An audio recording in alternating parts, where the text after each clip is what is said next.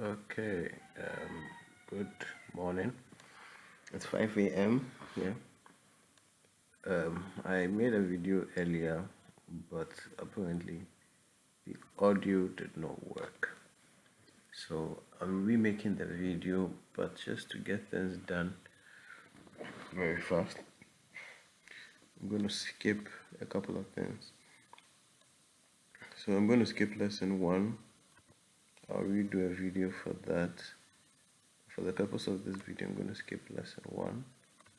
Then lesson 1 involves introducing the student to Arduino, exploring the website Arduino.cc, downloading, installing your Arduino ID, knowing your Arduino board, connecting, setting up your ID to run your first code, saving and using your first sketch to blink pin 13, understanding void setup and void loop. That's explaining to the student what void setup and void loop mean, writing your first code from scratch. First, you upload the first code using the Blink sketch. Then write the first code. That already has a void setup and void loop function. And then you take everything away and write every single thing from scratch. Just to Blink pin 13. Lesson 2, introduce the students to drawing your first circuit. And you can do it with pen, then introduce the students to the breadboard, then introduce the students to Tinkercad. So the student must create a first circuit from drawing it to now to doing it in Tinkercad. And I mentioned in the previous video that I stumbled upon a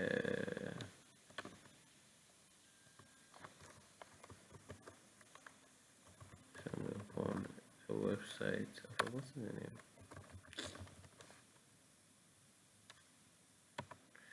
I found a website or a software which allows you to draw circuits, which was pretty cool.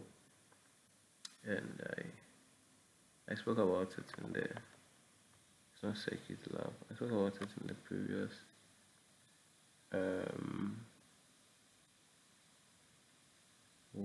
the previous I can't find it.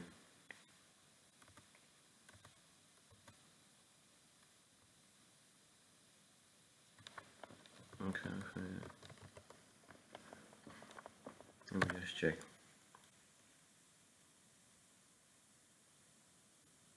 It's circuit lab. It's not circuit lab.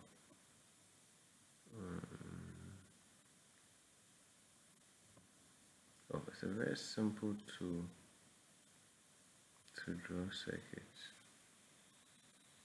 Or maybe this is not there. I'll be used my other browser. Just a second. Circuit diagram. Circuit diagram. It's called circuit diagram. Circuit-diagram.org, which allows you to draw. It's an editor. It allows you to draw a circuit. I won't go into it, but this is like some simple circuits. Like you can draw a circuit. There's a wire. There's a star. You can get whatever component you want. Put it together and draw a circuit like let's go. So I'm skipping a couple of things as I mentioned. I'm going straight to the 3 now, translating the simple circuit into Tinkercad, then to the actual Arduino board with the wire LED resistor. Resistors actually be using like a 330 220 ohm resistor. Then introduce a buzzer into your circuit. So here we'll be dealing with lesson 3. Lesson 3 is introducing the student to simple Arduino programming. So let me open this. Let me open my ID. Okay. Okay, so I don't have no idea what. Oh, jeez. I should have taken this time before starting the video. So in this lesson, we're going to look at printing to your serial monitor. Printing to your monitor.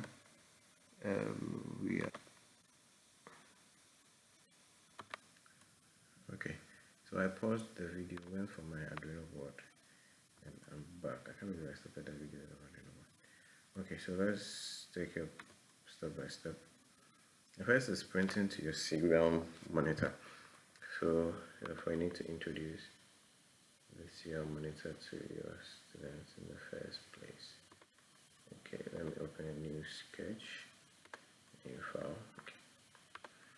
So what is the serial monitor? Now the serial monitor is kind of like almost like the screen of the Arduino. Anyway, it's a place you can receive output and also make input. Don't mind this, it goes to the previous code I wrote on my Arduino board. So how do you print your serial monitor? We'll first learn to print hello world. So to do anything in serial monitor, you first need to type serial.begin. What serial.begin does that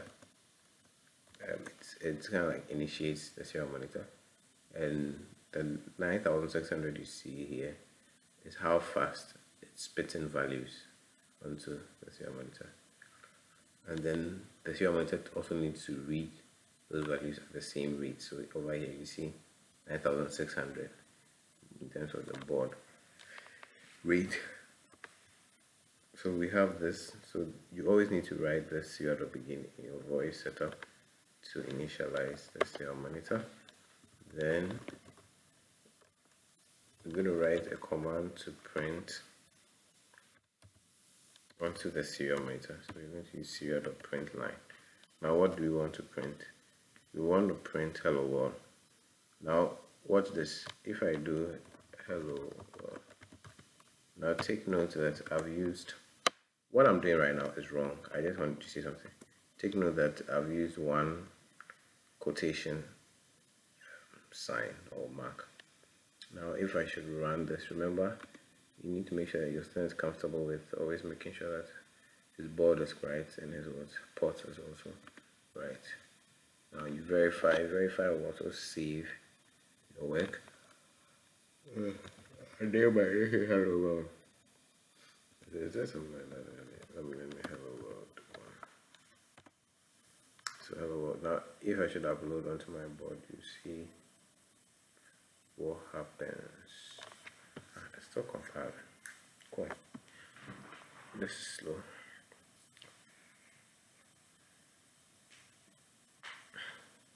Now you see it would bring up an error. Not an error, but you won't see hello world being printed. You see something else. You see numbers. So it's done compiling. Now the next thing is to upload.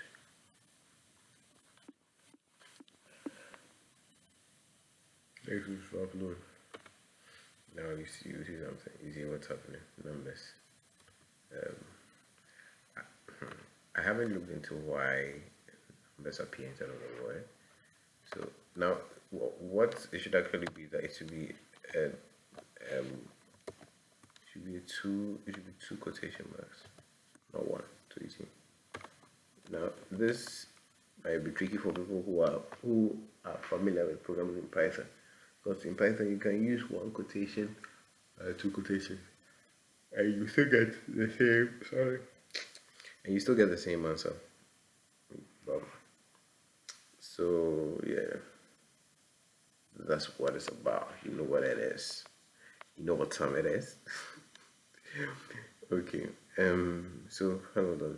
So now if we should upload this, everything should run okie dokie.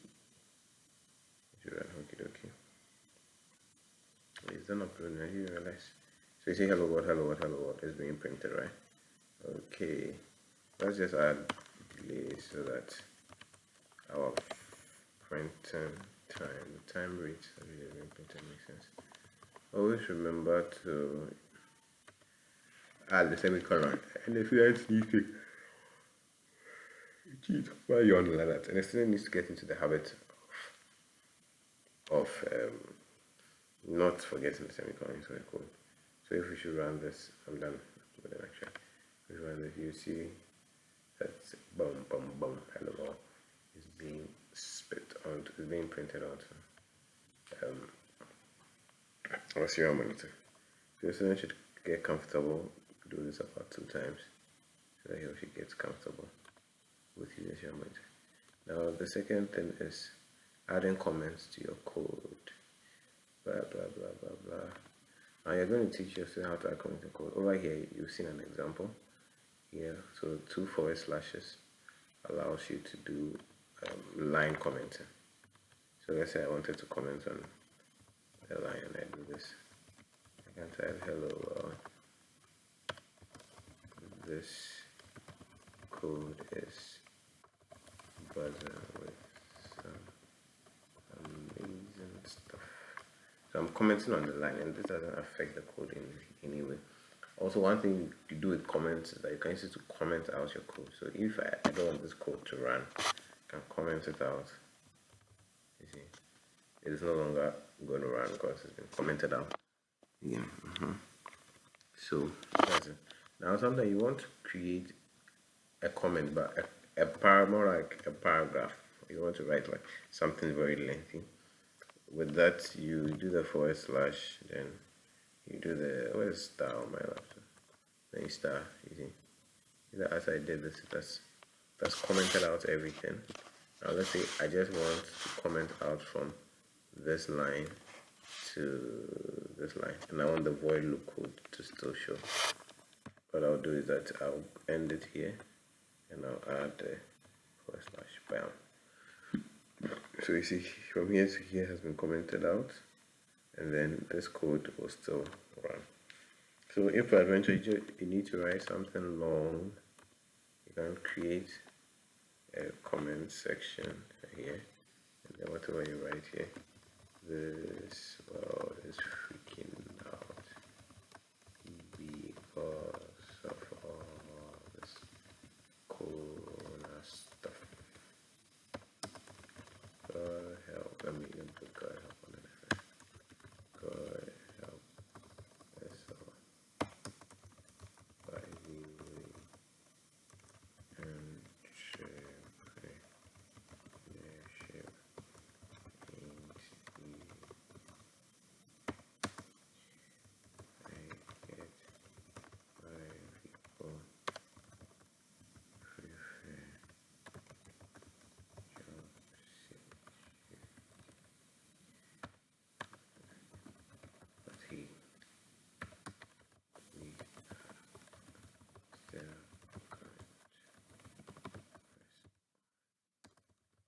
we still can't.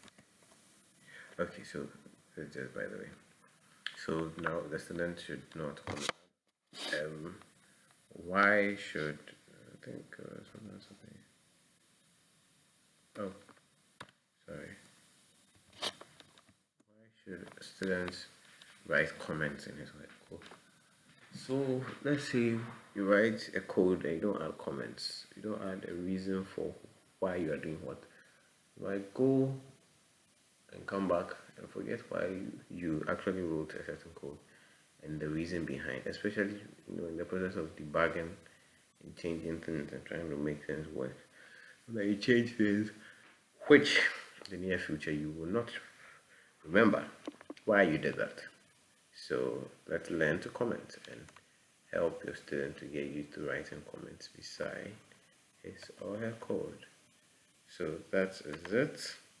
The next thing is this is more like what's a variable, understanding variables. I would say that variables are kind of like containers, or they are representatives of certain value, or a container in which you place in some sort of value.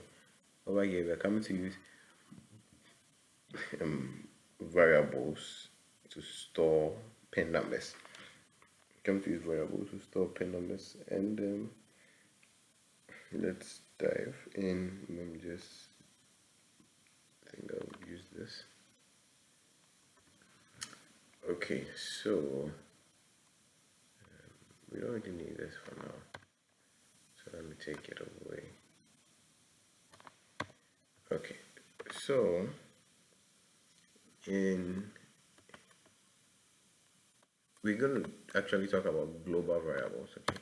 Not global variables. Global variables means that it's not restricted to a particular function or a particular section of the code, but that variable will work in all functions, in all functions that you write in that particular code. So now, why do we even use variables in this case? Let's say you want to control, let's say 3 pens. Let's say you want to control 3 pens. I'm going to make this as practical as possible. Let's say you want to control 3 pens. So if you're teaching a student, let him blink 3 LEDs. You get me? On, off, on, off, on, off. Let him work with 3 LEDs in different ways. So 3 LEDs means that, or let's say 2 LEDs and 1 buzzer, right? Let's do that, 2 LEDs and 1 buzzer. So let's say we use pen 5 for LED 1, and then we use pin 6 and pin 7. So let's say pin 7 is our buzzer, right? Okay. Now what we want to do is that we want, let me shift this a little bit so that in Arduino programming, spaces on a tab doesn't really matter, but in Python programming it's such a big deal. So you want to just watch some of these things so that the student doesn't get confused when he or she's introduced to Python. So so this space that I left here, whether I left it or not, the code will run the same. Yeah. Now we want to say digital right. Am I right?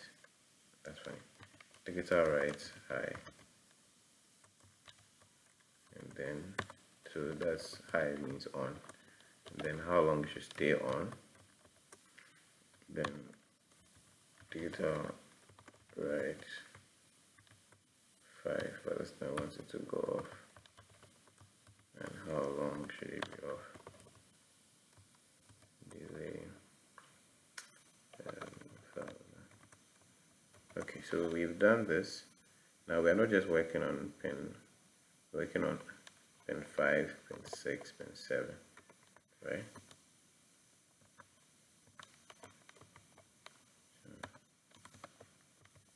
Okay, so I've copied and pasted them.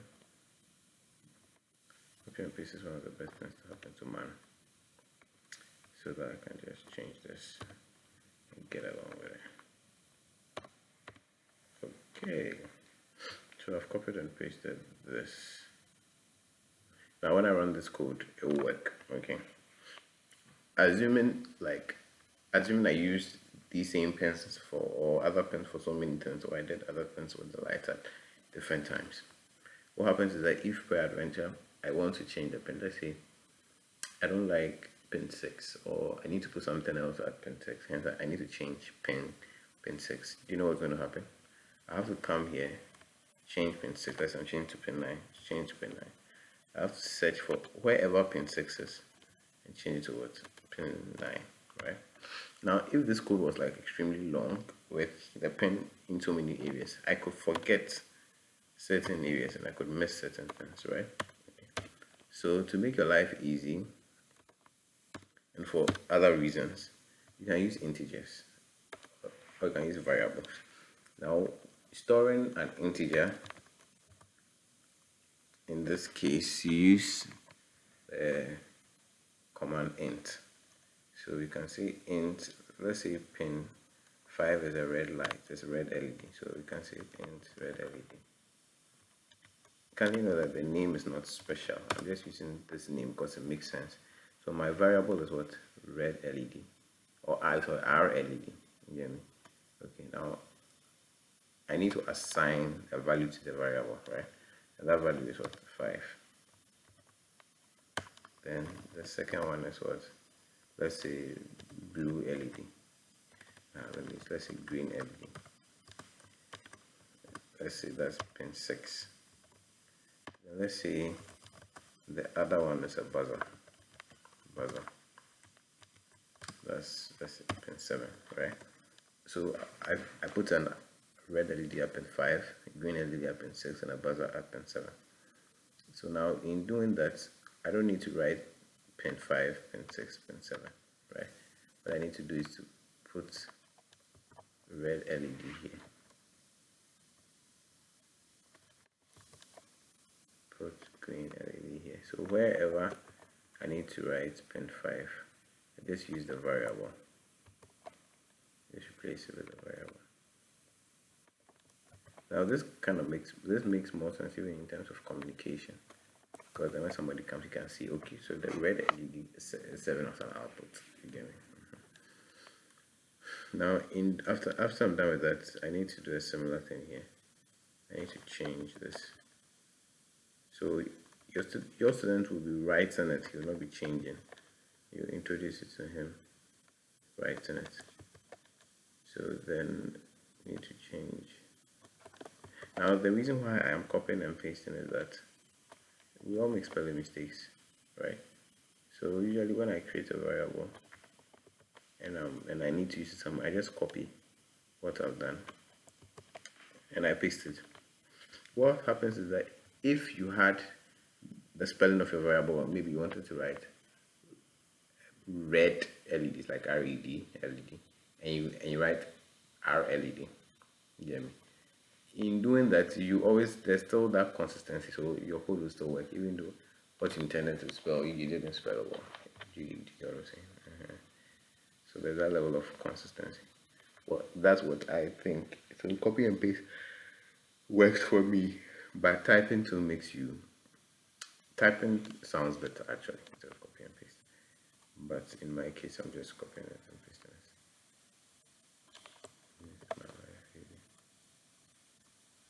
So I have to type buzzer.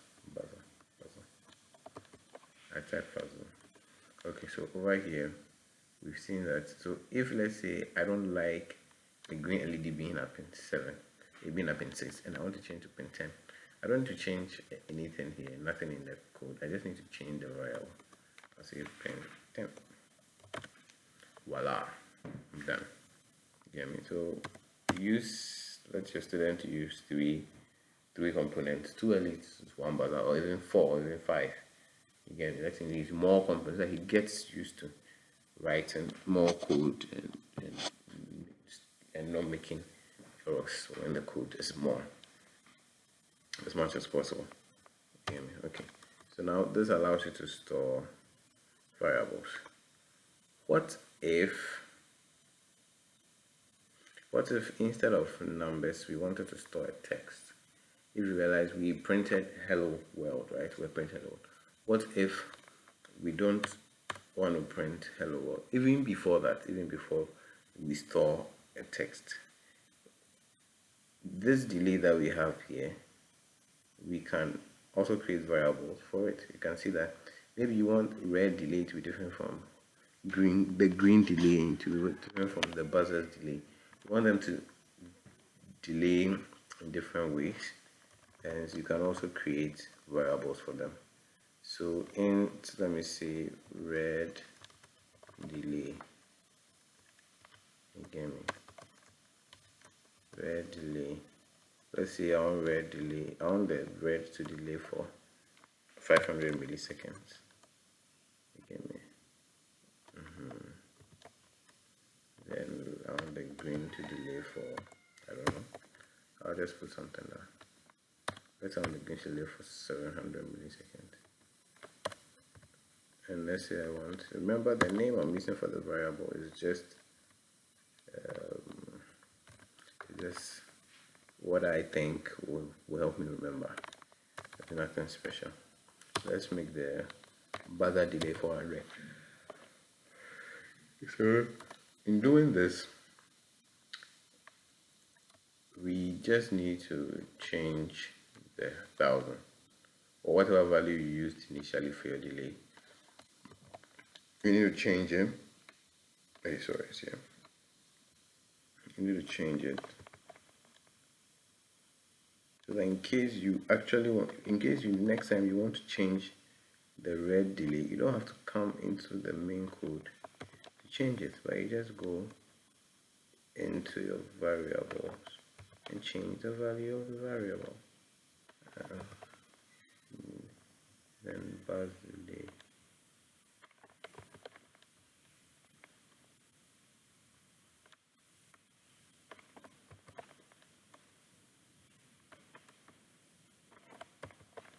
Okay, so here we are. You can see you change it. Okay, so now let's go to storing a text.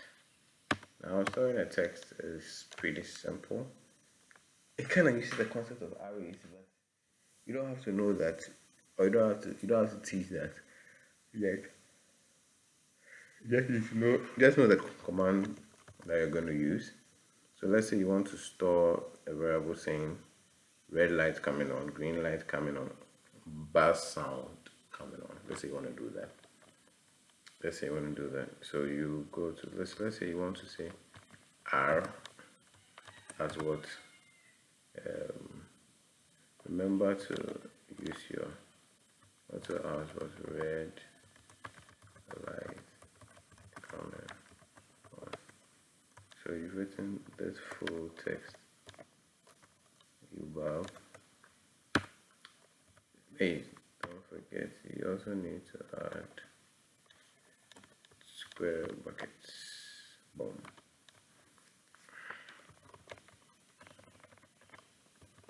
So this is how the command will look like. So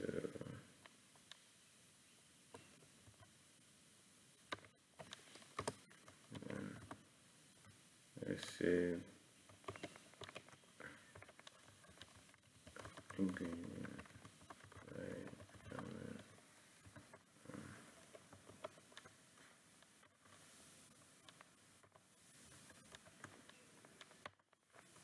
Let's say there's no blue light coming on. Let me make it buzz. Buzz. Buzz. Buzz. You can see annoying button sound. Annoying button sound. Then I type. Do you have this? So if you want to write, so let's initiate our serial dot begin also here, because if we're going to print, remember we need to initiate. Hey, what did I write? Jesus stored. We need to initiate the baud rate. Sorry. So errors. We need to initiate the baud rate. So in doing that, now we go here. So before the red light turns on, I want to say serial dot print line, and all I write is what R. You see that, sir? Then and I'm done. Now come to serial dot print line. All I write is what G.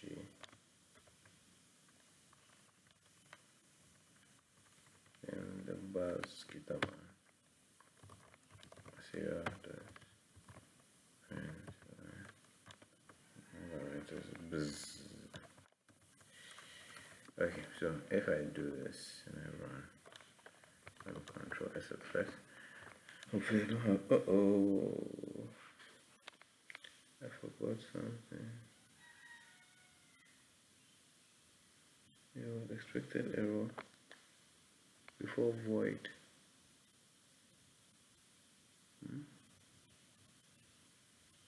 Oh yeah, I didn't put a semicolon here. Sorry.